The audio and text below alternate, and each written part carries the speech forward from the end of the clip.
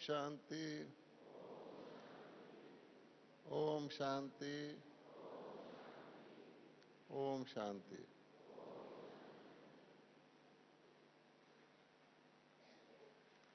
ये इतना बड़ा डायमंड हॉल कैसे बना? कैसे बना?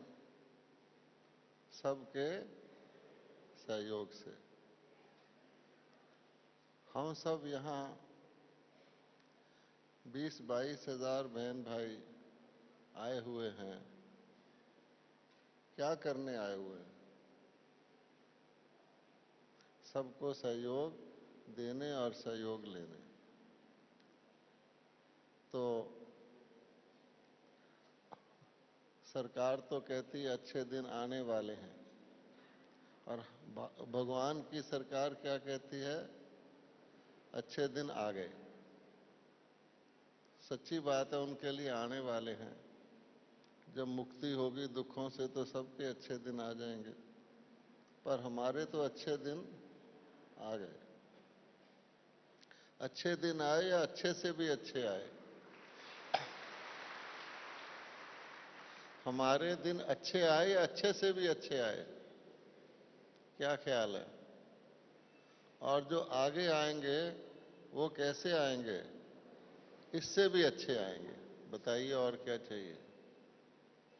अभी हम गीत सुन रहे थे तो मैं सोच रहा था, आप में से कईयों को गीतों को गाने का या सुनने का तो शौक होगा, हैं? कम से कम बाथरूम में तो सभी गाते हैं। तो आप देखेंगे कि जो खुशी का गीत होता है वो कई जने मिलके गाते हैं, जिसको कोरस कहते हैं, है ना? अब भंगड़ा डांस करना है तो एक व्यक्ति का मजा नहीं आएगा। गुजराती गरबा करना है तो बहुत सारे चाहिए। जितने खुशी के गीत हैं सब मिलके गाते हैं, पर आपने कभी सबको मिलके गम का गीत गाते देखा? नहीं है? क्योंकि इंग्लिश भाषा में कहते हैं laugh and the world laughs with you, weep and you weep alone. इसलिए भगवान ने इतना बड़ा संगठन, आज दुनिया में जितने परिवार हैं सबसे बड़ा और सबसे खुशहाल, खुशकिस्मत और खुशनुमा परिवार कौन सा है? हमारा। अगर कोई लटका हुआ चेहरा लेकर हमारे लोगों के सामने आ भी जाए तो थोड़ी देर में क्या होगा? वो भी हंसने लग जाएगा, है ना? क्योंकि अगर आप रोते हुए व्यक्तियों से जाकर देखोगे तो आपके ऊपर भी असर आएगा, और हंसते हुए देखोगे तो आप भी हंसने लग जाओगे। इसलिए इसका राज क्या है? हम कहते तो हैं ये सहयोग कोई मांग कर लेने की या कह कर देने की चीज नहीं है ना? बाबा ने कहा दान का अर्थ है सहयोग। आज की दुनिया जो दान करती है वो कोई सहयोग नहीं देती। उनको पता ही नहीं दान क्या होता है, किस चीज का दान करना चाहिए।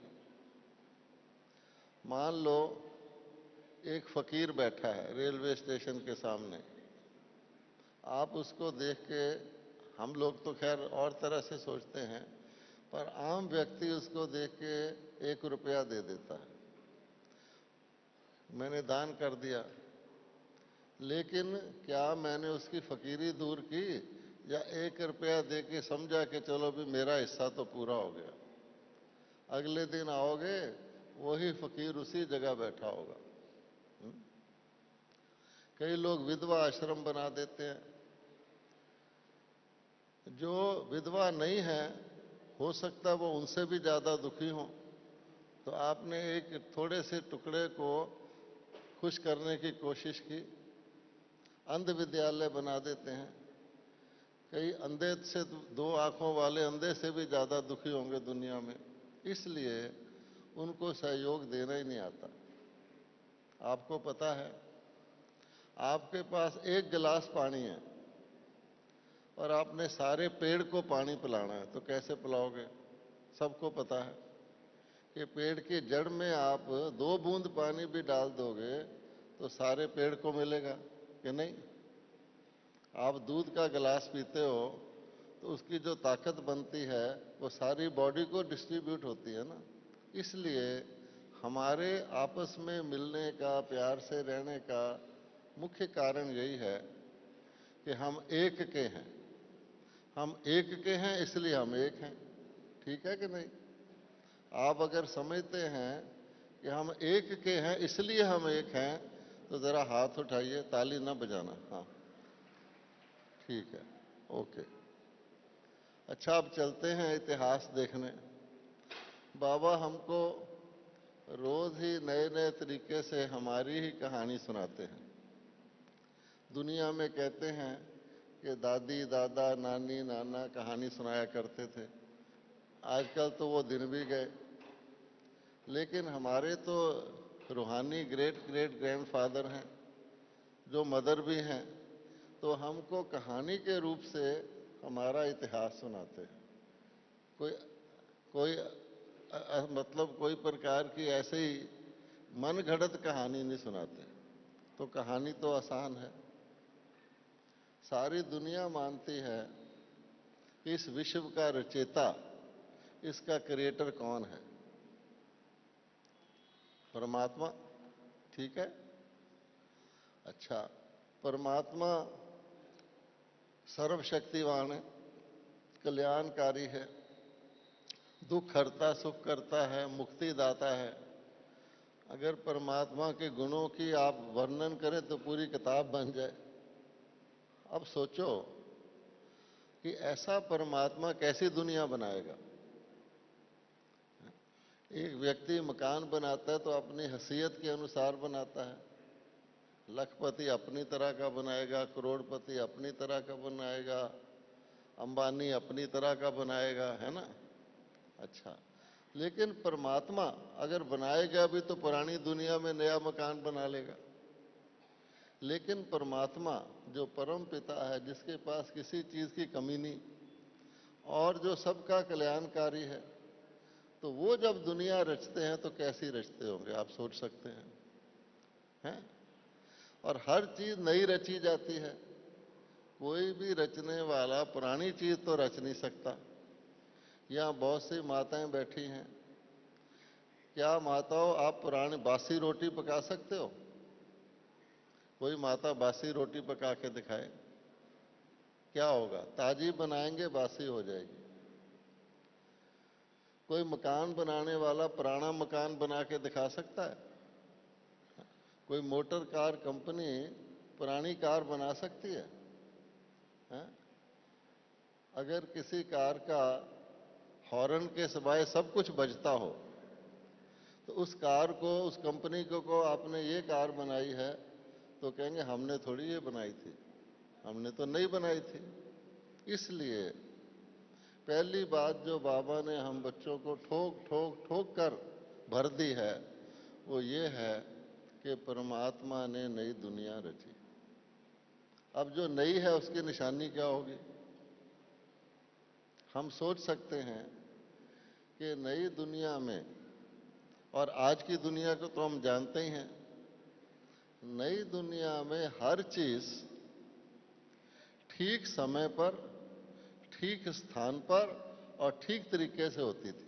बस उसका समय भी ठीक था, स्थान भी उचित था और उसके होने या करने का तरीका भी सही था। Everything happened at the right time, right place and in the right manner. ये नई दुनिया की निशानी है। और आज आप देख लीजिए, तीनों में से किसी ना किसी की गड़बड़ होगी। या तो समय ठीक नहीं होगा, किसी को बहुत अच्छा गाना आता है, रात के 12 बजे अलापना शुरू कर दे तो है, या स्थान ठीक नहीं होगा कि जाना है ओल्ड दिल्ली रेलवे स्टेशन, पहुंच गए नई दिल्ली रेलवे स्टेशन, फिर कहते गाड़ी क्यों नहीं चलती, या करने का ढंग ठीक नहीं होगा, बोलने का ढंग। आप जानते हैं यूनियन के लीडर जो होते हैं उनकी डिमांड सही होती है, पर उनके बोलने का तरीका ऐसा होता है कि दूसरा काम करना भी चाहे तो सोचता है मैंने नहीं करना, कितनी बदतमीजी से बोल रहा है। इसलिए देवताओं के लिए कहा गया है सर्वगुण संपन्न, अच्छा, 16 कला संपूर्ण, संपूर्ण निर्विकारी और मर्यादा पुरुषोत्तम, यानी मर्यादा नहीं तोड़नी उन्होंने। कुदरती ऐसे है कि मर्यादा नहीं तोड़नी। तो ऐसी दुनिया जिसको हम कह सकते हैं हारमोनी की दुनिया, हर चीज जैसे हारमोनियम बजता है कि नहीं, 7 सुर बजते हैं, तो 7 रंग की दुनिया, सतरंगी दुनिया भगवान ने बनाई, नहीं बनाई। अच्छा, फिर क्या हुआ? उस दुनिया में क्या होता था वो तो हम जाके देखेंगे, पर सोच तो सकते हैं ना। उस दुनिया में हर चीज नेचुरल थी, यानी कुदरती थी, कुछ करना नहीं पड़ता था। आपको दान देना हो, सहयोग देना हो, आप दे के दिखाइए, सतयुग में सहयोग कोई लेने वाले नहीं मिलेगा, हैं?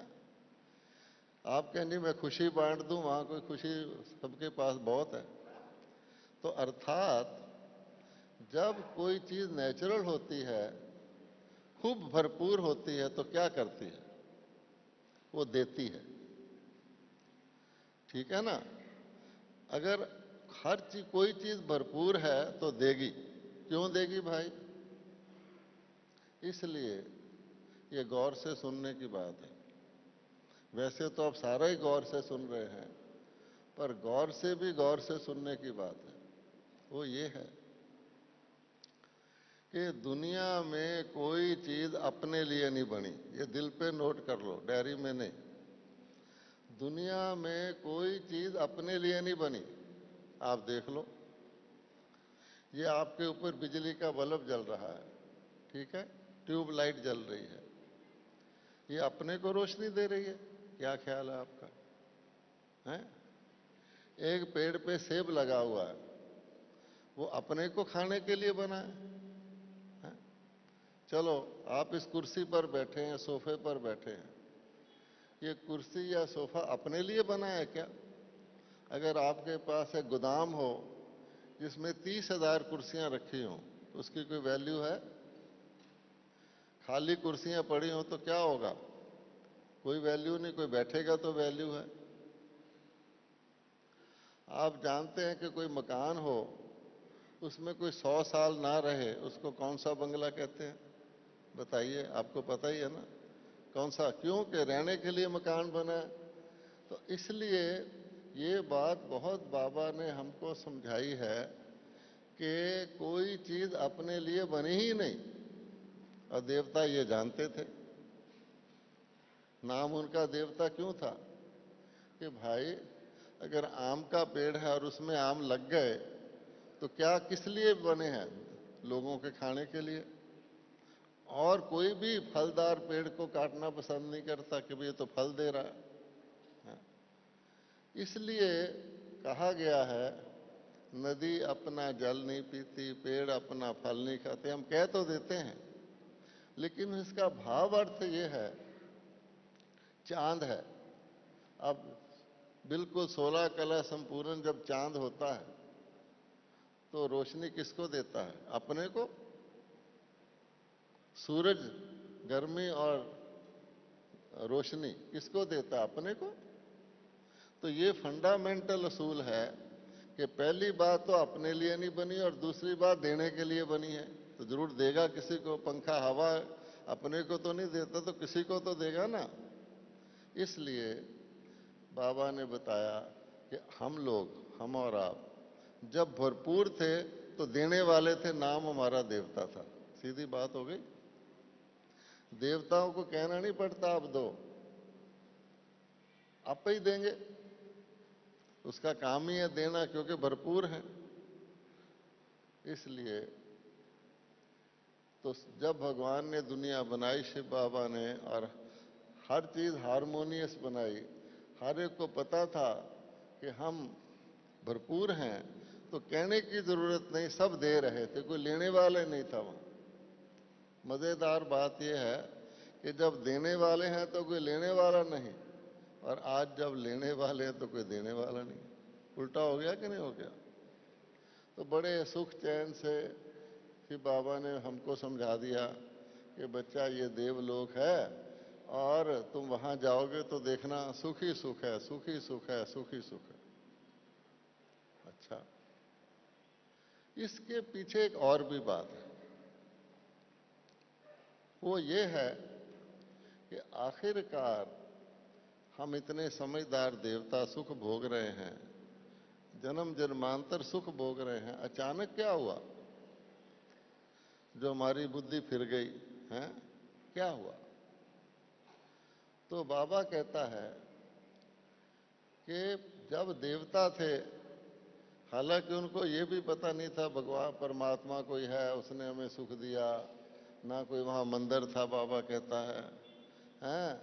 दुख में सिमरन सब करे, सुख में करे ना कोई, देने वाले को भूल गए, मजा ले रहे हैं। लेकिन हमको अंदर से पता था कि हम आत्मा हैं।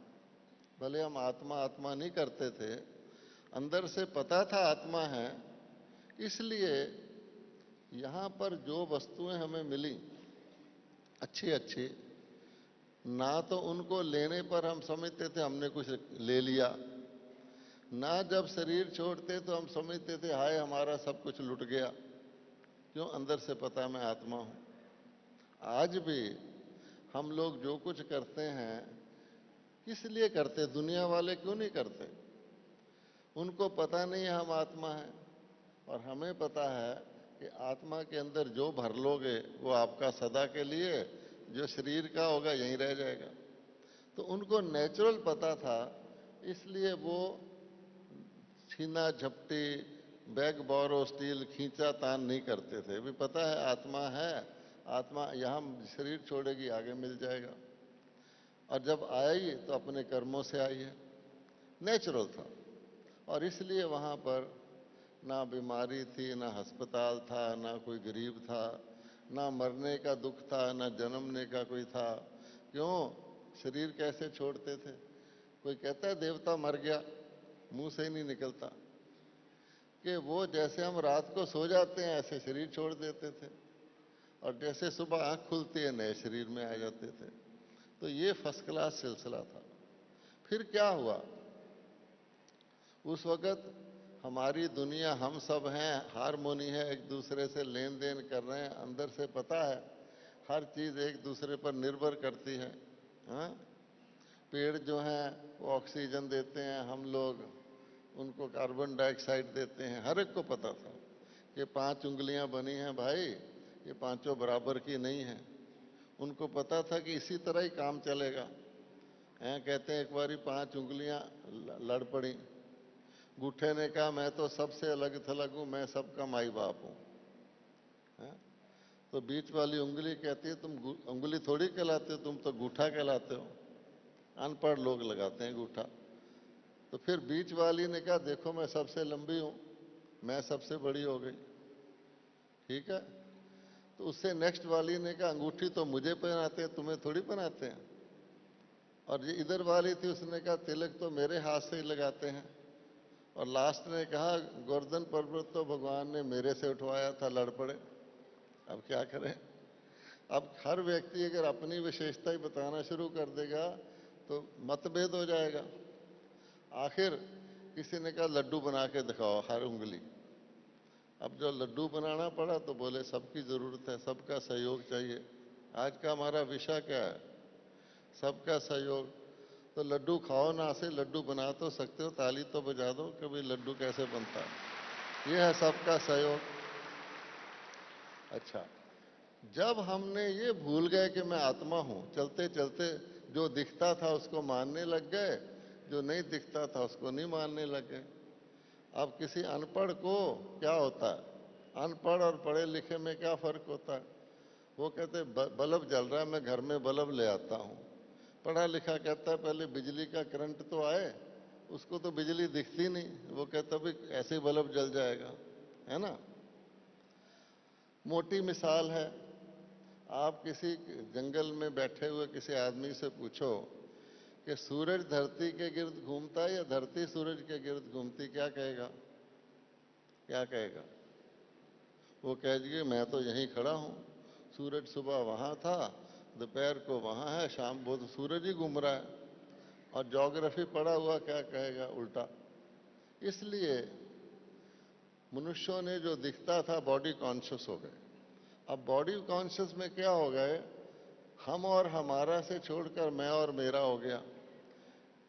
तो पहली पहली बात क्या हुई, जिसको बाबा कहता है अभिमान जागा, देह भान जिसको कहते हैं, कि सारा कुछ हम लेना देना है, हम डिपेंडेंट हैं, हम देते हैं तो हमें मिलता है, उसको भूलकर मैं।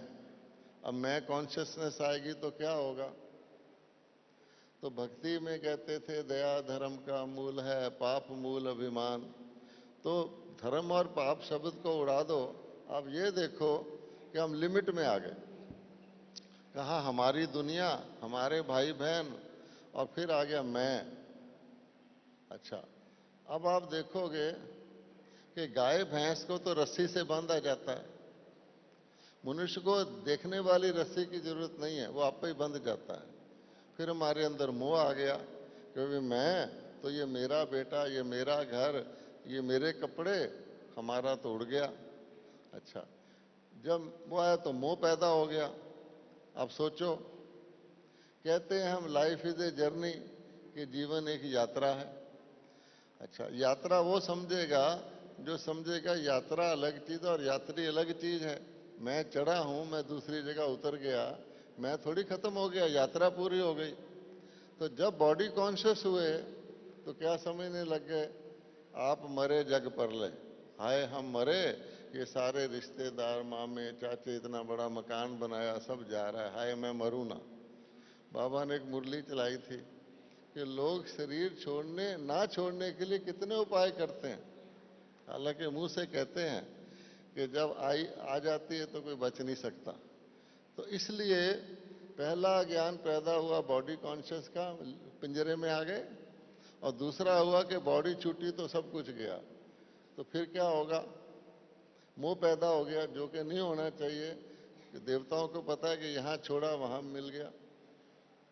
आजकल के एक डिप्टी कलेक्टर या कलेक्टर को भी पता होता है कि अगर मैं फरीदाबाद से ट्रांसफर होके मैं कहीं गाजियाबाद चला गया तो ये मुझे इसी तरह का दफ्तर मिल जाएगा, इसी तरह का घर मिल जाएगा, मैं कलेक्टर हूं, मिलना तो मेरे कलेक्टरी से है ना। वो भी भूल गए।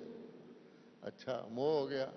अब जब मोह हो गया तो मेरा हो गया, मेरा तेरा, मेरा तेरा, हमारा तो चला गया।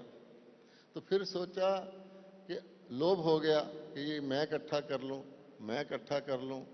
हालांकि पता है इकट्ठा कुट्ठा जितना मर्जी करते रहो, अंदर वही जाएगा जो आपके कर्म के हिसाब से है। दाने दाने पे लिखा है खाने वाले का नाम, सब भूल गए। तो फिर क्या हुआ? देवता से लेवता बन गए। लोभ में क्या होता है? आजा आजा आजा। अच्छा, फिर क्या हुआ? अब नहीं मिला किसी से तो गुस्सा आना शुरू हो गया है। किसी दुकानदार से कोई व्यक्ति आए, क्या ये दिखा, फिर क्या ये दिखा, फिर क्या ये दिखा, उसको उम्मीद रहे कि ये खरीदेगा तो इतना बचेगा, ये खरीदेगा, दिखाता रहा। फिर क्या बारिश बंद हो गई, अब मैं जा रहा हूं। तो दुकानदार का तो दिल दुखेगा ना। इसी प्रकार से अब हमारा ये हाल हो गया कि भाई कहाँ देवता कहाँ लेवता। तो सारी इज्जत आबरू चली गई, मिला भी कुछ नहीं, और उल्टा रास्ता चलने लग गए। देने में सुख है, लेने में बोझ है, ये भी भूल गए। अच्छा, फिर आ गई, सारे पैदा हो गए तो काम विकार भी आ गया। जो आत्मा का सुख था, आत्मा नेचुरली आनंद स्वरूप है, आपको पता है कि आत्मा सत्य है, खत्म नहीं होती, चित्त है, अनुभव करती और आनंद स्वरूप है। उसको भूलकर हम बॉडी में आ गए तो सुख दुख शांति अशांति डबल में फंस गए। और नतीजा क्या हुआ? फिर वो सुख तो भूल गए, इंद्रियों के सुख, खाने का सुख, कान का सुख, सुनने का सुख, सूंघने का सुख, काम विकार का सुख, ये भूल गए कि ये सुख तो शरीर के साथ है। जब आप बूढ़े हो जाओगे तो आपको सुनाई भी नहीं देगा, टूटी लगानी पड़ेगी। अच्छा, दिखाई भी नहीं देगा, मोटे से मोटा चश्मा चढ़ जाएगा। अच्छा, कुछ खिलाओ तो कहो हलवा खा, नहीं मैंने नहीं खाना। क्यों भाई, तुझे मिल रहा है। तो इंद्रियों के सुख तो आपको दुख देने वाले हैं। इच्छा पैदा होगी, कर नहीं सको, कितनी खराब बात है। मान लो कोई सेठ जी हैं, उनको डायबिटीज है, ज्यादातर रहती है अमीर लोगों को। कार में बैठे हैं, एक जगह उनके ड्राइवर ने कार रोक ली, रसगुल्ले की दुकान है, वो रसगुल्ले खा रहा है। सेठ जी देख रहे हैं। सारी दुकान खरीद सकते हैं, लेकिन डॉक्टर ने कह रखा है बेटा मरना नहीं है तो रसगुल्ले को हाथ नहीं लगाना। अब आप सोचो, ऐसे लग रहा है सब रसगुल्ले ही खा रहे हैं जबानी। अच्छा, अब आप सोचो कि भाई खुशकिस्मत कौन उस वक्त, ड्राइवर या सेठ।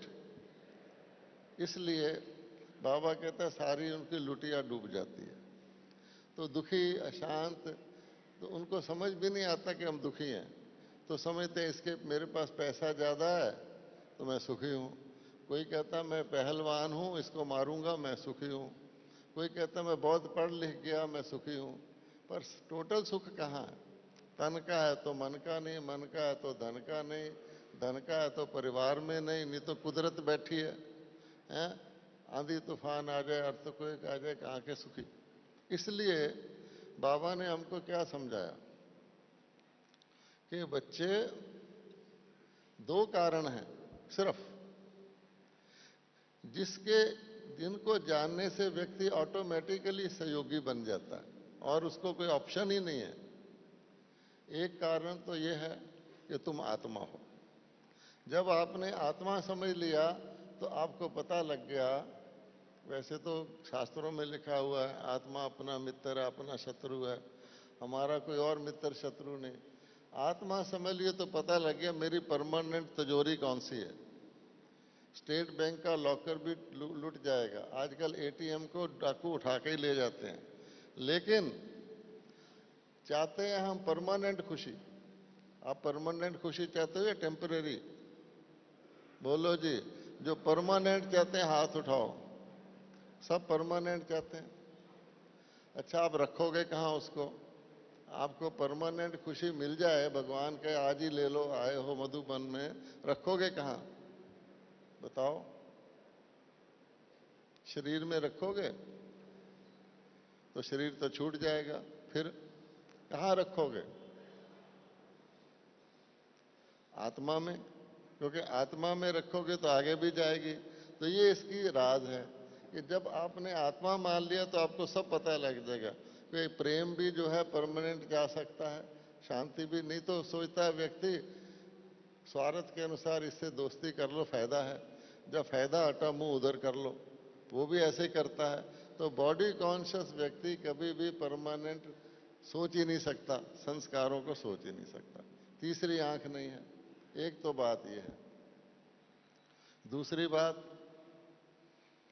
दूसरी बात यह है कि बेचारे मजबूर हो जाते हैं।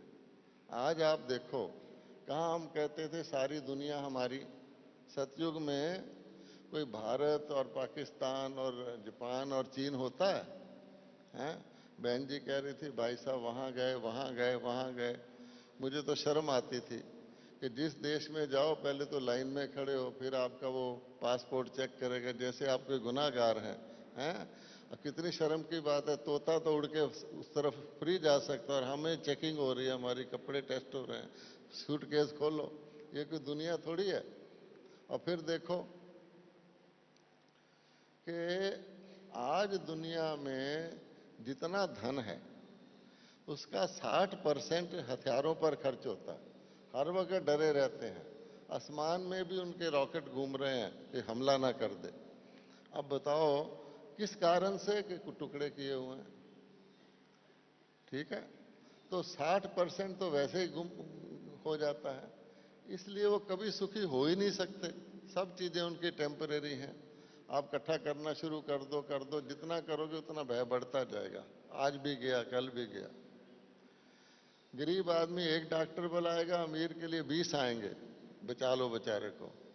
दुखी है ना, इसलिए भय और चिंता भी लग गई। तो पहली बात बाबा ने हमें उसका शुक्रिया लाख लाख वो ये बताई कि बच्चे तुम आत्मा हो। ये गीता में भी लिखा हुआ है, आत्मा अनादि है, अविनाशी है, आनंद स्वरूप है। तलवार उसे काट नहीं सकती, आग उसे जला नहीं सकती, हवा उसे उड़ा नहीं सकती, पानी उसे डुबो नहीं सकता। अब जब ये पता लगता है तो कम से कम ये तो पता है कि जो मैंने इकट्ठा करना कहाँ डालूं, स्टेट बैंक में डालूं या इस तिजोरी में डालूं। अच्छा, दूसरी बात, आप देखो कि जितनी खुशी देने वाली चीजें हैं वो कहाँ हैं? आपकी जेब में है, आपके नाक में है, आपके कपड़ों में है, आपके मकान में है या आत्मा में है? शांति, शांति की अनुभूति किसको होती है, डेड बॉडी को या आत्मा को? प्रेम, प्रेम की अनुभूति किसको होती है? सुख की अनुभूति किसको होती है? तो बाबा ने कहा जब आत्मा समझोगे तो ये भी पता लग जाएगा कि आत्मा ही, मुरली में बाबा ने कहा कि शरीर तो पुतला है, आत्मा ही सब कुछ करती है और आत्मा ही भोगती है। इसलिए ये हमको दूसरा ज्ञान मिल गया। अच्छा, फिर जब आपको पता लग गया कि आत्मा में इकट्ठा होना है तो हम आजकल क्या करते हैं, अपने घर को बहुत साफ करते हैं, घर को साफ करके उसका कूड़ा निकालते हैं, बाहर फेंक देते हैं। आजकल हमारी गवर्नमेंट भी क्या कर रही है कि cleanliness is next to godliness, स्वच्छता करो। स्वच्छता का क्या मतलब, कूड़ा इकट्ठा करो। दिल्ली में एक टैक्सी जा रही थी, उसमें माइक वो लगा हुआ था, लाउड स्पीकर, सब अपना अपना कूड़ा डाल दो, मंत्री जी आ रहे हैं सफाई करने, बाहर डाल दो सड़क पर। अच्छा, आप बताओ। तो इसलिए बाबा कहता है कि सतयुग में कूड़ेदान होता है क्या? आप सोचो, जैसे आजकल जाते हो यहाँ गार्बेज बिन पड़ा है, यहाँ डस्टबिन पड़ा है, गवर्नमेंट ने 1 करोड़ डस्टबिन ऑर्डर किए हैं सफाई के लिए, पर सतयुग में तो होता ही नहीं, क्योंकि व्यर्थ संकल्प भी नहीं होता वहां। तो जो करना है उसी का संकल्प आएगा, जो संकल्प आएगा वो होगा। तो बाकी कूड़े की तो बात छोड़ दो। इसलिए भगवान कहता है कि जब तुम मेरे बच्चे बनते हो तो मैं आपको एक फार्मूला बताता हूं जिसमें ना पैसे का खर्चा ना कुछ, और आप बेफिक्र बादशाह। तैयार हो उस फार्मूले के लिए? क्यों जी, रिवाइज कराएं आपको फार्मूला? यस, बहुत अच्छा। अब देखो, हम घर को साफ रखना चाहते हैं, कपड़े साफ रखना चाहते हैं, तो जहां से ये खुशी पैदा होनी है, मन, आत्मा का जो इंद्री है, उसमें आप क्या भरना चाहते हो? तो देवता जो थे वो थे सर्वगुण संपन्न, कि हमने गुण भरने हैं और दूसरे के भी गुण भरने हैं। तो जो वो जिस नज़र से देखते थे यहाँ से मुझे गुण मिल जाए, वहाँ तो था ही गुण ही गुण, लेकिन इकट्ठे तो संगम पर किए थे। और आज क्या हो गया, आज हमारी पेट्रोल की कार में डीजल का इंजन लग गया। आप देखो, हर व्यक्ति जिसको देखता उससे क्या धारण करता है, आप देख लो दुनिया में। बाबा कहता है वेस्ट को बेस्ट करो, और आज के इंजन जो लगे हुए वो बेस्ट को वेस्ट कर देते हैं। हर आदमी को कोई बुराई होगी वो इकट्ठी कर लेंगे, बताओ। तो बुराई इकट्ठी करेंगे और जो मर्जी करो, चाहे तुम जेवर रखो घर में, कपड़े रखो, मकान साफ रखो, अगर बुराई इकट्ठी कर ली तो आप तो दुखी। एक तो काम करो, लो मुंह की बुराई वैसे ही जमा, फिर उसके हिसाब से और जोड़ते जाओ। कोई व्यक्ति एक बाल्टी लेकर सुबह निकले और 6 घर इधर जाए, बेल बजाए और 6 घर इधर जाए और सबको कहे जी अपना कूड़ा मेरी बाल्टी में डाल दो, तो लोग कहेंगे इसका दिमाग को क्या हो गया भाई, किस लिए ले रहे हो? जो मुझे अपना ड्राइंग रूम से जाना है। अब बताओ, ये तो हम नहीं करते, पर मन में कूड़ा दूसरे का डाल लेते हैं। रात को भोजन कर रहे हैं, किसी ने कह दिया पड़ोसी के घर नई कार आई है, बहुत बड़ी बढ़िया कार आई है, तो भोजन छोड़कर देखने चले जाते हैं, कहाँ से ले आया कार है, कार आ गई इसके घर। अच्छा, भाई तुमने क्या लेना है? अगले दिन पड़ोसी के घर पुलिस आ जाए, हाँ अब पता लगा कार कहाँ है। अभी तुमने क्या लेना है, हैं? आप सोचो। अच्छा,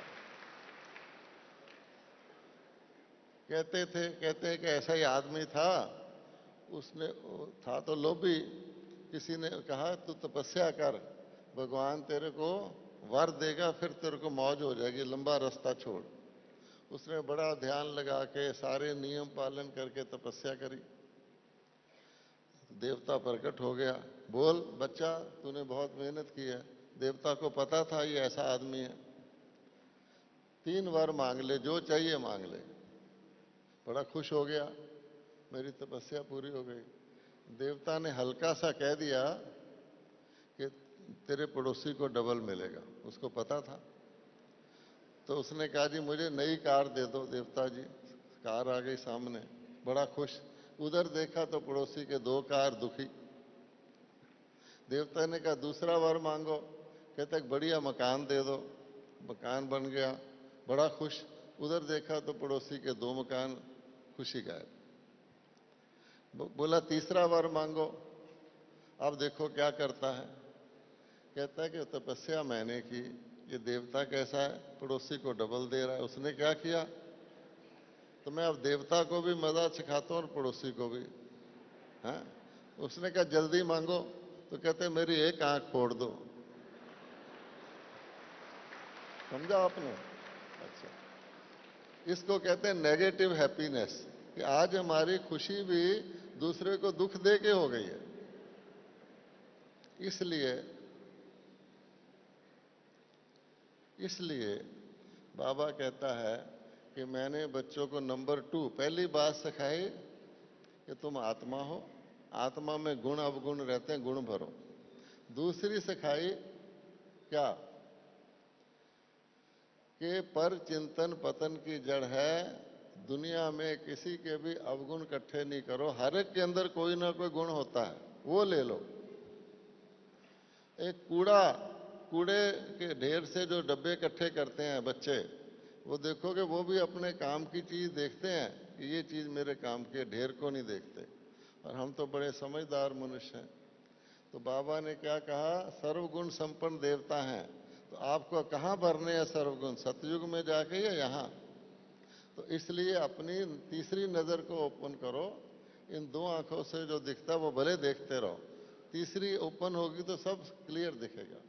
मैं आत्मा हूं, मैं आनंद स्वरूप हूं, और उस आनंद को एंजॉय करने के लिए मेरे अंदर गुण चाहिए, तो सबके गुण इकट्ठे करो। ठीक है? अब बाबा कहता है कि तुम करो भी, पर आदत पड़ी हुई अवगुण इकट्ठे करने की, तो फिर उसको कैसे ठीक करो? तो बाबा कहते हैं मैं तुमको शक्ति दूंगा। अपने आप नहीं कर सकते, इसलिए कहता है ज्ञान काफी नहीं है, योग है। तो शक्ति दूंगा, तो तुम्हारी वो जो कमजोरी है उसमें मैं विल पावर भरूंगा, और मैं तुम्हें मदद करूंगा ताकि तुम जो चाहते हो वो कर सको। डॉक्टर भी दवाई भी देता है और टॉनिक भी देता है कि दवाई का रिएक्शन ना हो जाए। तो ज्ञान है दवाई और योग है टॉनिक। और योग को अग्नि भी कहा जाता है। आप देखो दुनिया में जितनी चीजें हैं वो खुद खराब होकर दूसरे को ठीक करती हैं। पानी में कपड़ा धोगे, पानी मैला हो जाएगा, कपड़े को साफ कर देगा। हवा में से कुछ करोगे, हवा गंदी हो जाएगी, आपको साफ कर देगी। सिर्फ अग्नि है, अग्नि में कुछ भी डालोगे तो अग्नि अपना रूप वही रखेगी, दूसरे का रूप चेंज कर देगी। इसलिए बाबा ने कहा ज्ञान अमृत है, योग अग्नि है। तो ये शक्ति लो, तो मेरे को याद करो, और कुछ शक्ति लेने का तरीका नहीं।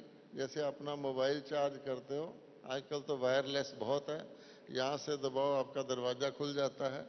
तो इसलिए बाबा ने कहा आप बच्चों को मैंने अपना परिचय दिया कि ना तो मैं सब जगह हूँ, ना आत्मा ही परमात्मा है, ना आत्मा निर्लेप है, सब आपको पता है।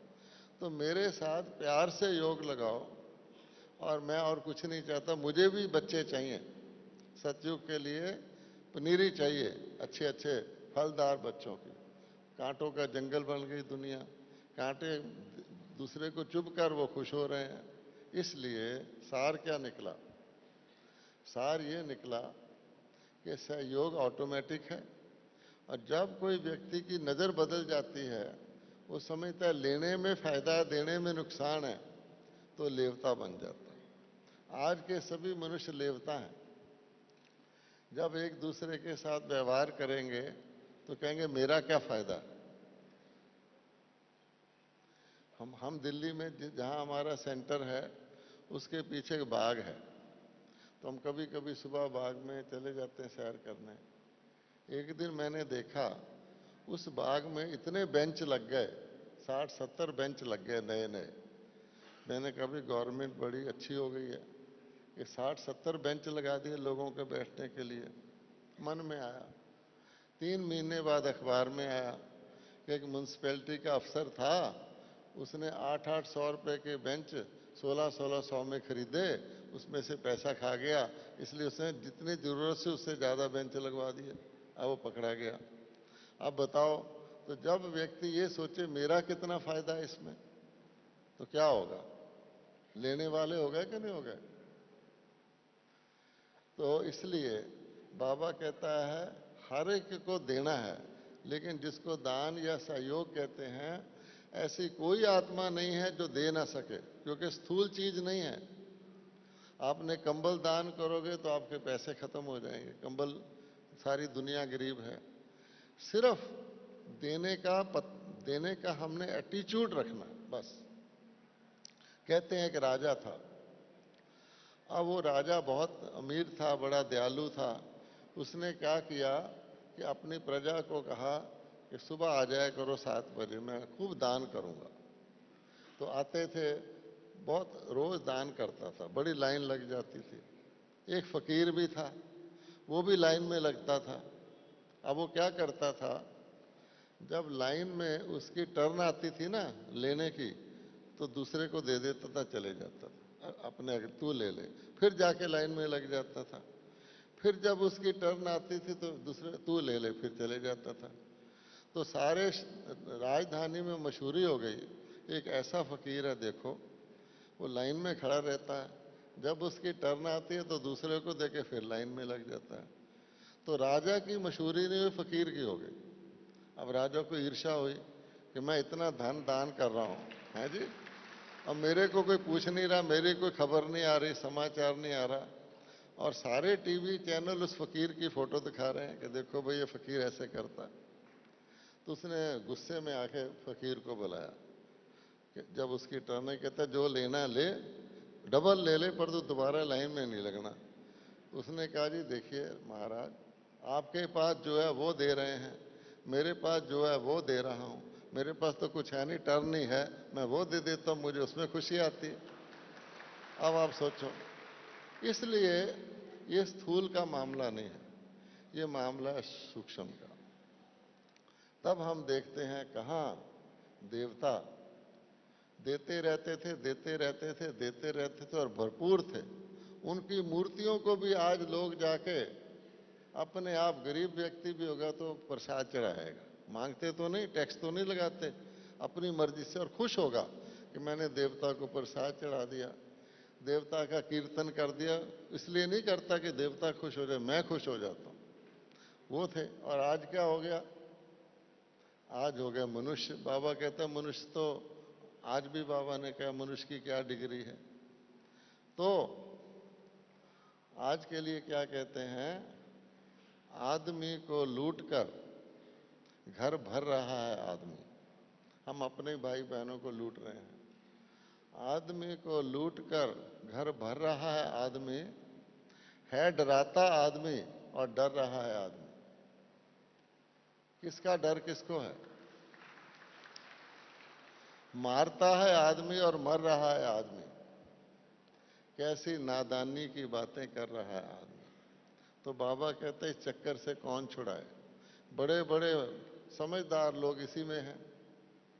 वो मोटे तरीके यूज कर रहे हैं, ये नहीं करते कि जहां से गंदगी पैदा होती है वहां उसको खत्म करें। पेड़ की जड़ को पानी दें, पत्ते पत्ते को साफ कर रहे हैं। और आप बढ़ाते जाओ, वो आती जाएगी। सारी जिंदगी लगे रहो, डॉक्टर लगे हुए हैं, मरीज आते जाते हैं, हॉस्पिटल बढ़ते जाते हैं। हेल्थ का मतलब आजकल हॉस्पिटल हो गया। इसलिए बाबा कहता है मैंने बच्चों के बड़े भाग्यशाली बच्चे हैं और थोड़े से बच्चे हैं और कुछ नहीं तो मुझे पहचाना तो सही कि अरे ऑलमाइटी भगवान आया है बेहद का वर्षा देने, है सुप्रीम फादर। कल मुरली में बाबा ने कहा था एक सुप्रीम है बाकी नॉन सुप्रीम है ना। कितना अच्छा है, एक शब्द में सारा ज्ञान मिल जाता है। एक सुप्रीम है बाकी नॉन सुप्रीम है और एक ही है बाकी सब अनेक होंगे। महात्माएं, देवताएं, पुण्य आत्माएं, वो होगा परमात्मा। ये नहीं होता परमात्मा है। और क्या चाहिए। सिंपल बात भी लोगों की समझ में नहीं आती। वो समझते हैं हठ करो, उल्टे खड़े हो जाओ, हैं जी, पद्म आसन लगाओ। तो बाबा कहता है मैंने उल्टे खड़े होने को नहीं कहा था, keep your head in balance, या अपने दिमाग को बैलेंस में रखो, ना कि उल्टे खड़े होकर बॉडी को बैलेंस करो। मैंने कहा था कमल पुष्प में समान रहो, आपने पद्म आसन लगाना शुरू कर दिया, बताओ है? तो उसके कन्वर्ट करके ज्ञान से कुछ का कुछ कर दिया। इसलिए बाबा के प्यारे बच्चों, सहयोग हमें तो देना नहीं पड़ता, नेचुरली हमारा एटीट्यूड ही हो जाता है देने का। देने वाला सदा बादशाह और खुश। आपने किसी को कुछ देना हो, चाहे 2 रुपया देना हो, आपका हाथ ऐसे होगा, दे रहा हूं, और लेना हो 1000 तो हाथ ऐसे हो जाएगा, सीधी बात है। तो ये अच्छा या ये अच्छा। इसलिए सपने में भी बाबा कहता है कभी भी लेने का ख्याल नहीं रखना, आप अभी संतुष्ट हैं। आज बाबा ने कहा ना संतुष्ट आत्मा मेरे नजदीक है।